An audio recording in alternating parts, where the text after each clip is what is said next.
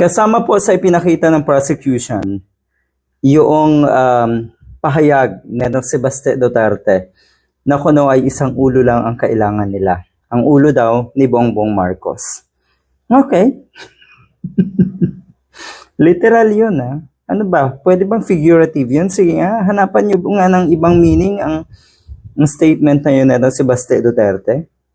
Ang tapang-tapang. Akala mo talaga ay walang gagawin yung sinasabi nyo na weak president. Ayan tuloy. Yung weak president, siya ngayon. Siya ngayon ang babawi at maglalagay sa ayos ng ating bansa. Yan ang totoo. In-interview ng media itong si Baste Duterte na nagliliwaliw kung saang bansa man yan habang ang mga constituents, ang mga kababayan niya sa Davao City ay lubog sa baha. Ano nga daw? Pag may malaking baha sa Davao City, tumatahimik itong mga gunggong na DDS sa issue ng flood control scam at doon sa issue nga ng maleta. Ay nako, kakaiba no? Kakaiba na talaga ang ating bansa.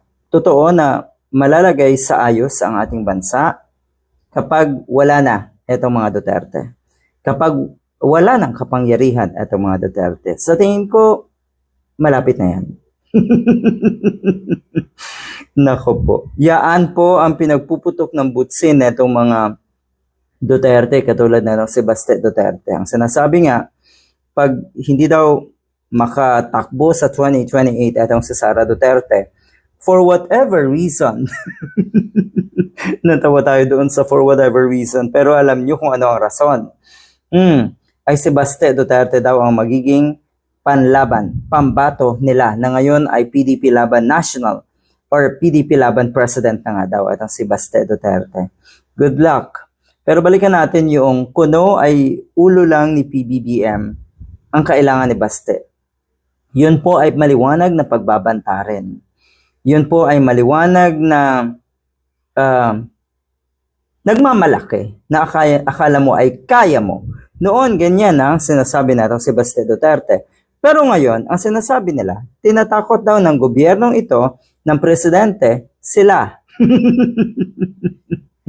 Kakaiba rin tong mga gunggong na ito. At ano na naman ang sinasabi ni Baste Duterte tungkol sa kanyang pahayag na kailangan nila ang ulo ni PBBM out of context daw. Na mali na naman daw ng ibig sabihin. Kaya napaka-corny daw neto mga taong nagsasabi na iyon ay pagbabanta. So pwede pala yun, bantaan mo yung isang tao, tapos pag pinatulang ka, sorry, na out of context ka lang, hindi mo lang masyadong naintindihan ang ibig kong sabihin. Gunggong na to.